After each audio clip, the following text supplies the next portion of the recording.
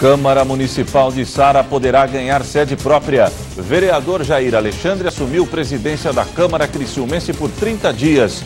Presidente Jair Bolsonaro autorizou o envio de Forças Armadas para combater incêndio na Amazônia. Segunda-feira, dia de conferirmos a previsão do tempo para o restante da semana no sul do estado.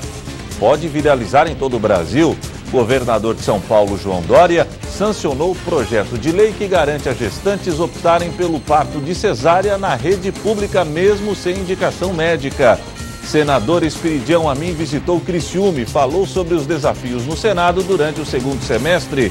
No esporte, Tigre empata fora de casa. Resultado foi insuficiente para tirar o Carvoeiro da zona do rebaixamento. E ainda, o desempenho dos demais clubes do estado nas séries A e B do Campeonato Brasileiro. As notícias de Criciúma e do sul de Santa Catarina você confere a partir de agora. No ar pela TV Primavera, Informe Região.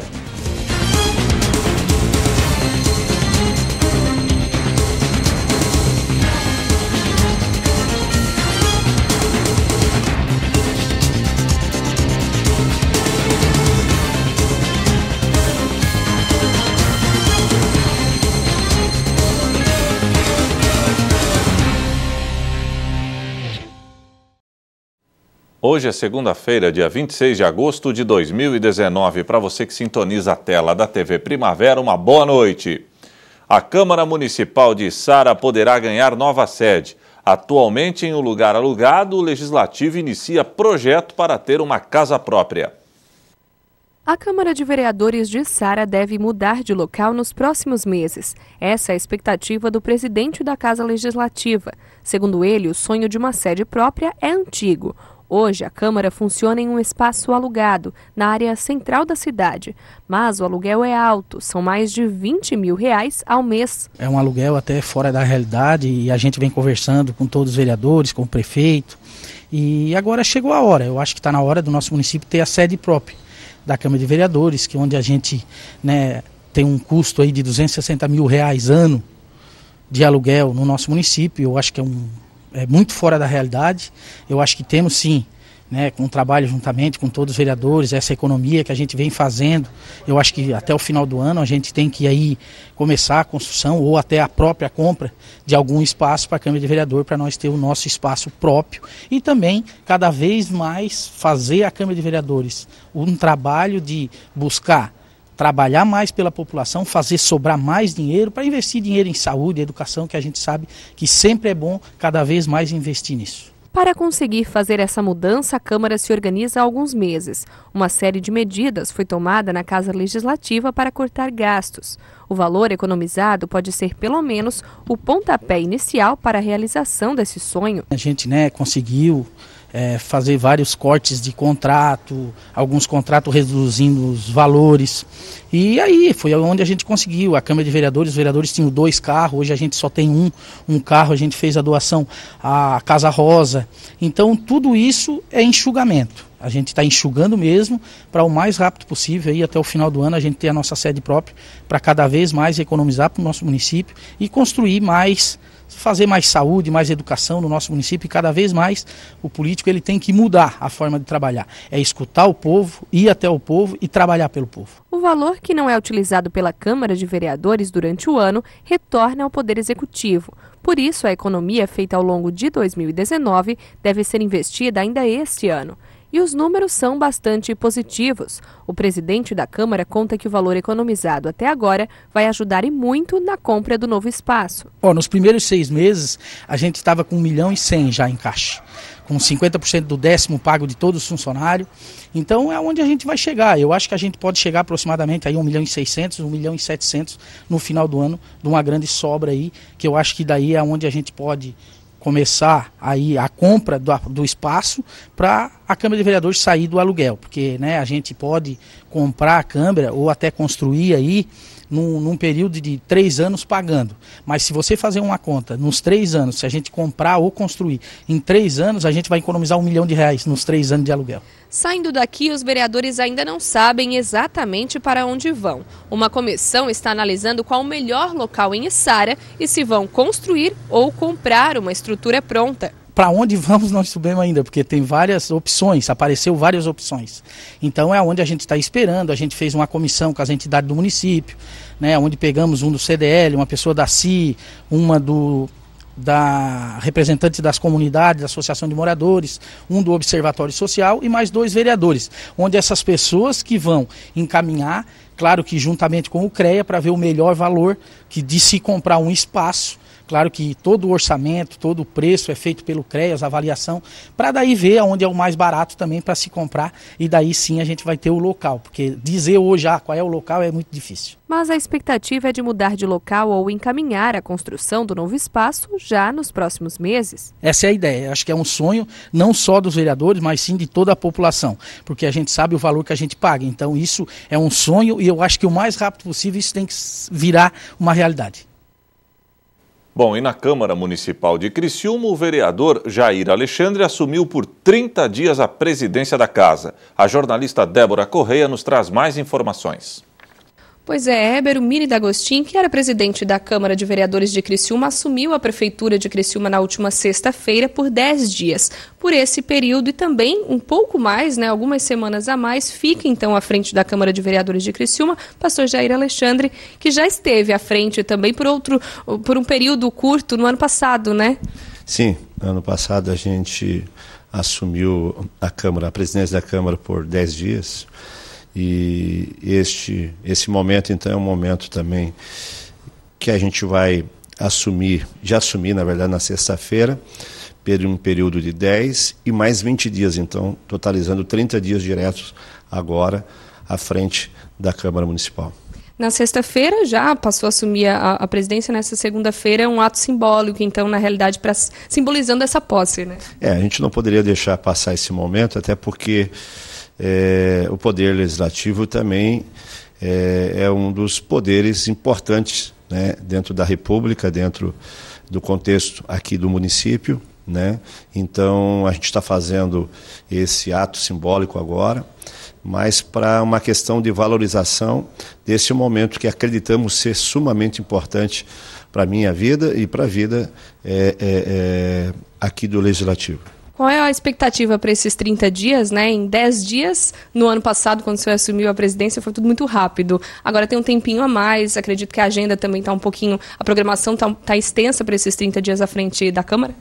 Sim, a gente vai procurar, sim, diariamente ocupar, né, nós temos algumas audiências públicas dentro desse mês agora que vai entrar, de setembro. Nós temos uma audiência que eu sou proponente a respeito dos dependentes químicos na cidade. Nós temos também uma audiência pela vereadora Camila Nascimento, agora na quarta-feira, a respeito dos homicídios na nossa cidade e região.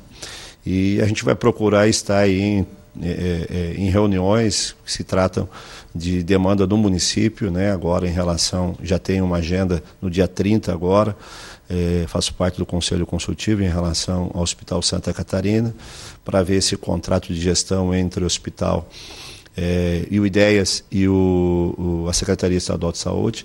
Então a gente tem uma demanda e a demanda também diária aqui na Câmara, não só nas sessões, no plenário aqui, que é segunda e terça. Às vezes as pessoas têm uma ideia errônea a respeito do trabalho do vereador. Acho que o vereador, o trabalho dele se resume apenas aqui no plenário, né, nas sessões aqui, que é segunda e terça. Se fosse isso, seria fácil até, né? A demanda maior do vereador é no dia a dia, né? No dia a dia com a comunidade, dia a dia resolvendo algumas situações, algumas demandas do próprio município, né?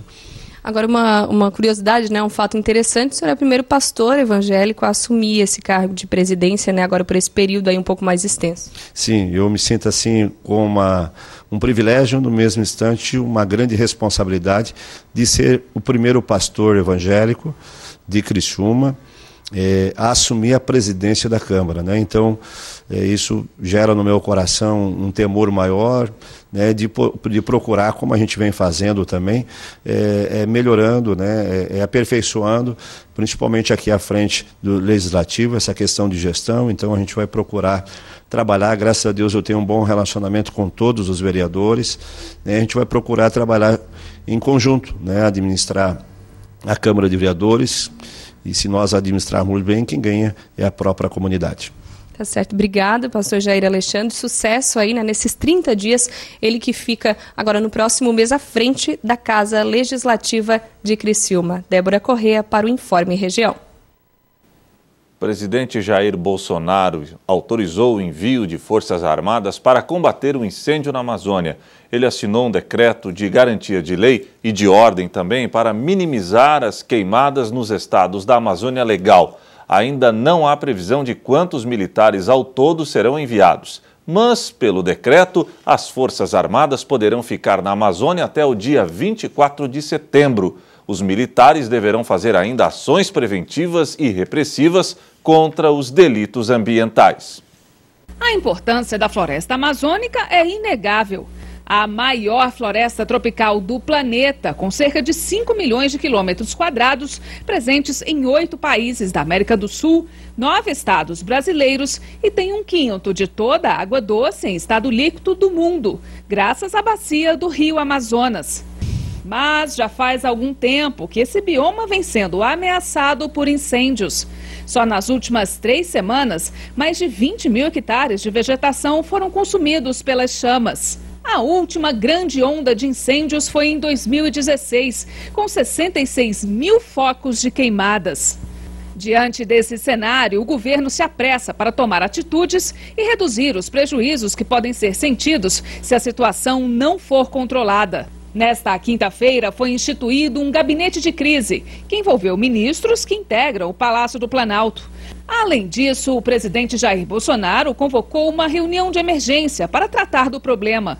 Já foi publicado um despacho no Diário Oficial da União, determinando que cada ministério faça a sua parte para tentar combater o fogo na floresta amazônica.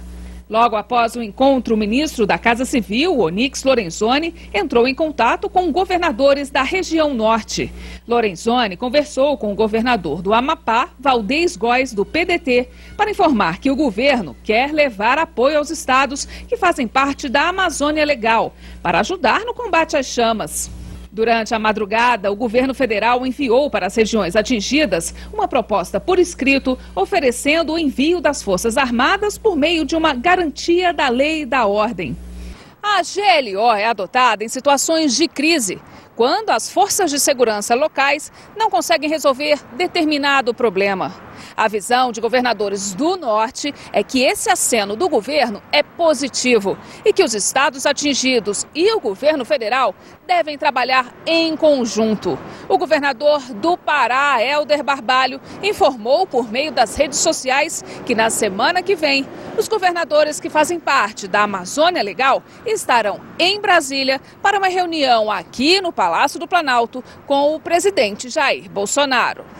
Hoje cedo, na saída do Palácio do Alvorada, o presidente falou sobre a possibilidade de uma publicação de uma garantia da lei e da ordem para poder socorrer a Amazônia. A gente queria saber se o senhor vai enviar um exército por meio de GLO para ajudar no combate às queimadas na região amazônica.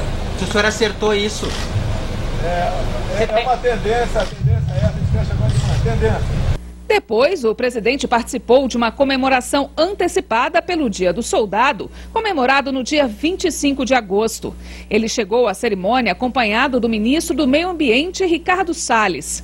Em seu discurso, Bolsonaro usou uma frase de um general do Exército dos anos de 1970 para falar sobre a Amazônia. Árdua é a missão de desenvolver e defender a Amazônia. Muito mais difícil, porém, foi a de nossos antepassados, de conquistá-la e mantê-la. 1970, General de Exército Rodrigo Otávio. O comandante do Exército, general Edson Pujol, disse que os soldados brasileiros estão prontos para repelir qualquer tipo de ameaça. Aos incautos que insistem em tutelar os desígnios da brasileira Amazônia, não se enganem.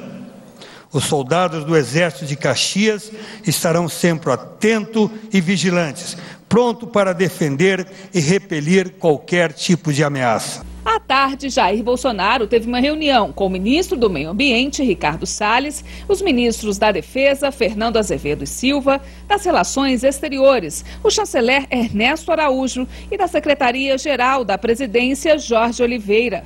A ministra da Agricultura, Tereza Cristina, afirmou nesta sexta-feira que o impacto das queimadas na Amazônia no agronegócio é preocupante. Porém, segundo ela, o problema ocorre todo ano e que é preciso baixar a temperatura. A notícia realmente ela preocupa, mas eu acho que a gente tem que baixar a temperatura. Primeiro, as queimadas no Brasil, elas todo ano acontecem, né? Queimadas, tem duas coisas diferentes. Uma coisa é queimada, outra coisa é incêndio, né? Tem que se fazer uma diferença entre esses dois acontecimentos. Nós temos aí, estamos vivendo uma seca grande, né, que todo ano a região norte do país tem uma definição clara dessa estiagem. A gente fica às vezes 6 meses sem chuva. Esse ano está mais seco e tem as queimadas que estão maiores. A seguir, senador Espiridião Amin visitou Criciúma e falou sobre os desafios no Senado durante o segundo semestre.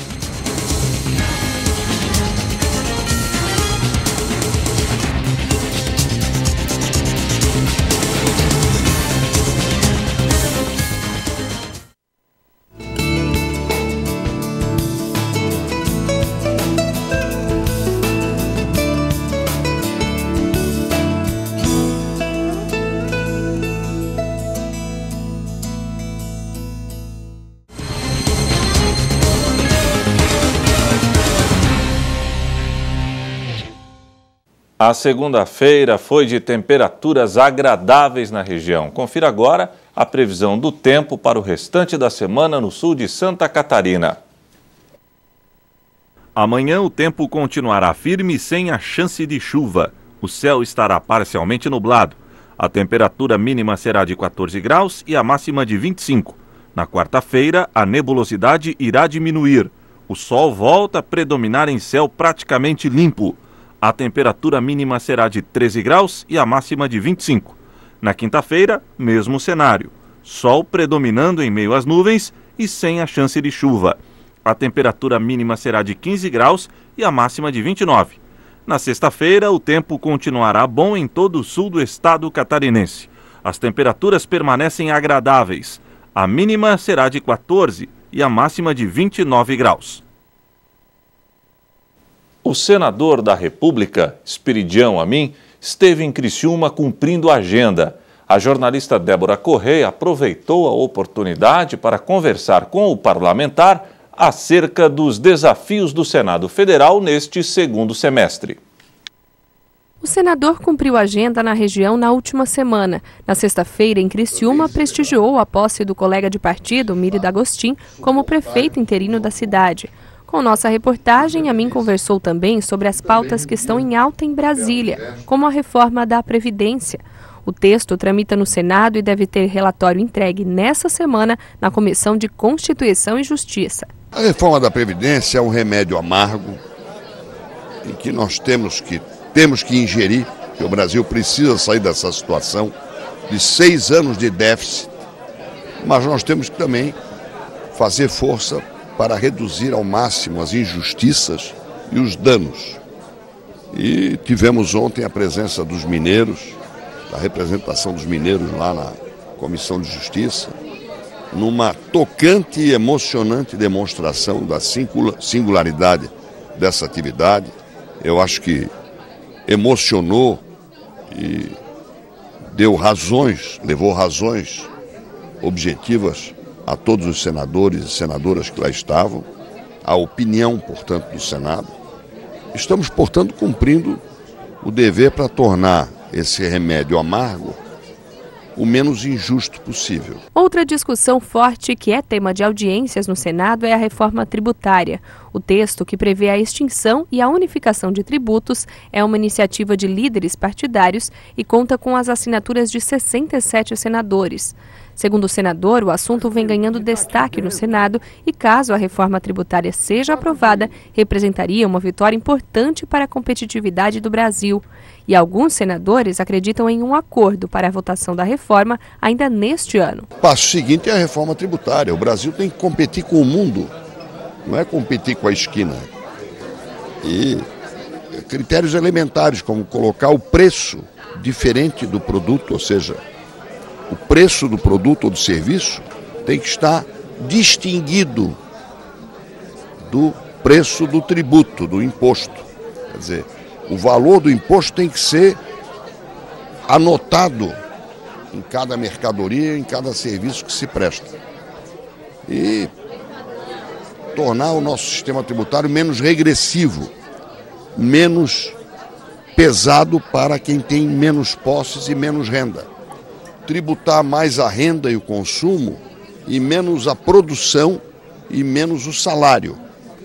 Esses são os princípios básicos da nossa reforma tributária, que está sendo discutida no Senado, também está sendo discutida na Câmara, que tem 3 propostas básicas, e eu espero que com muito trabalho a gente tenha a aprovação de um texto, pelo menos numa das 2 casas. Isso já seria uma grande vitória e importante para a competitividade do Brasil.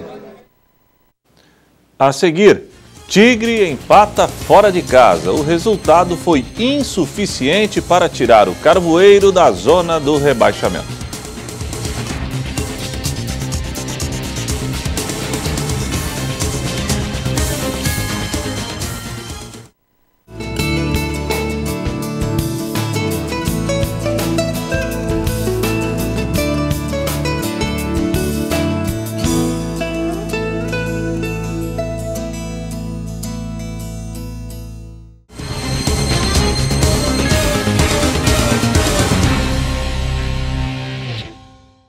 Agora vamos falar de esporte. No último sábado, o Criciúma foi a Curitiba encarar o Paraná pela penúltima rodada do turno da Série B. Mesmo jogando bem, o Carvoeiro não conseguiu mais que um empate. O resultado deixou o Tigre na zona do rebaixamento. O Paraná pouco ameaçou. Esta cobrança de falta de Itaqui foi um dos raros momentos em que Luiz precisou se esforçar no primeiro tempo. Se bem que neste arremate de fora da área do volante Wesley, o goleirão do Paraná também não teve dificuldades em interceptar a bola. Mas nesta bela triangulação carvoeira, Reinaldo entrou na área e exigiu uma grande defesa do camisa 1 paranista. Já nesta jogada de ataque, Rafael Furtado foi derrubado pelo zagueiro Derlan. Os paranaenses pediram pênalti. E aí, o que você achou? Foi pênalti ou não? Mais uma vez o Paraná. João Pedro recebeu na área e chutou cruzado. A bola passou com perigo pela meta defendida por Luiz. O tricolor deu mais uma chegada forte. Foguinho de longe assustou o goleiro Thiago. Veja como a bola passou pertinho. Bruno também tentou de longe, só que o tiro saiu por cima. Novamente Foguinho, o volante aproveitou o rebote para mandar próximo ao ângulo superior esquerdo do Paraná. Na segunda etapa, Itaqui soltou o foguete nesta cobrança de falta. Luiz tentou encaixar e quase tomou o gol. Por sorte, a bola se perdeu pela linha de fundo. Nova cobrança de falta de Itaqui. Quem também perdeu uma grande chance foi Léo Gamalho, que da entrada da pequena área chutou fraquinho, facilitando a vida do goleirão do Paraná. E ficou assim. Final, Paraná 0, Criciúma também 0.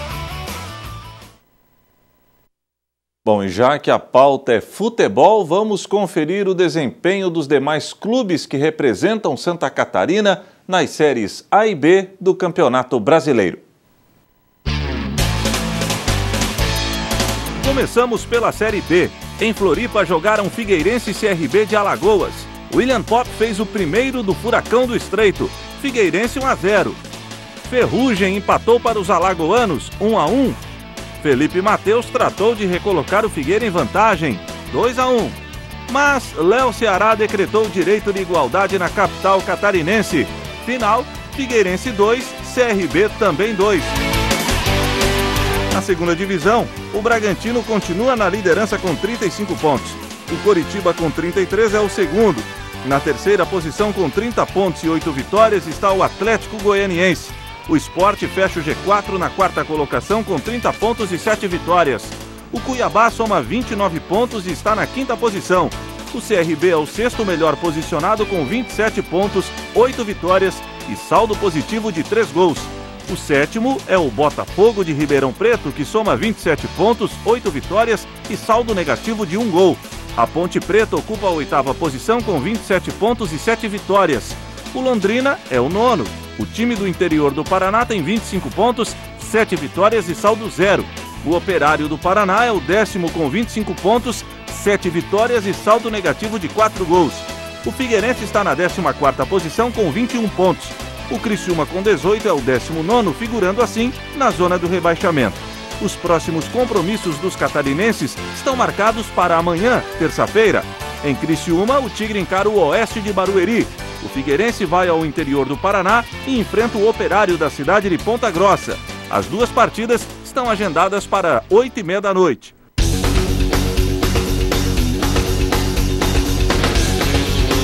Na Série A, em Floripa, jogaram Avaí e Corinthians. O Avaí largou na frente. Richard Franco, de cabeça, estufou as redes do goleiro Cássio.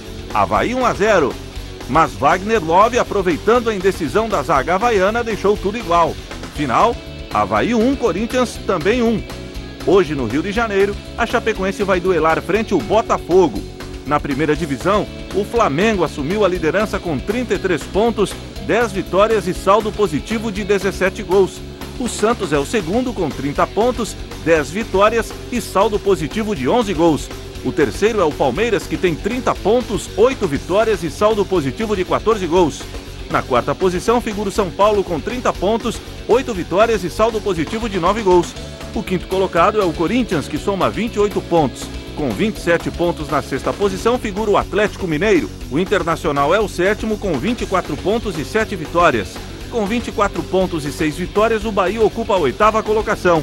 O Atlético Paranaense é o nono colocado com 22 pontos, 7 vitórias e saldo positivo de 6 gols. O Botafogo é o 10º com 22 pontos, 7 vitórias e saldo negativo de 1 gol. Os catarinenses continuam na zona do rebaixamento. A Chapecoense ocupa a 17ª posição com 13 pontos. O Avaí é o 20º, o Lanterninha, com apenas 7 pontos ganhos. Para os catarinenses, a 17ª rodada inicia no sábado. Em Chapecó, a Chape encara o Santos. No domingo, o Avaí vai ao Rio de Janeiro enfrentar o Fluminense. E o Informe Região desta segunda-feira fica por aqui. Voltarei amanhã, às 7 da noite, se Deus assim permitir. Boa noite.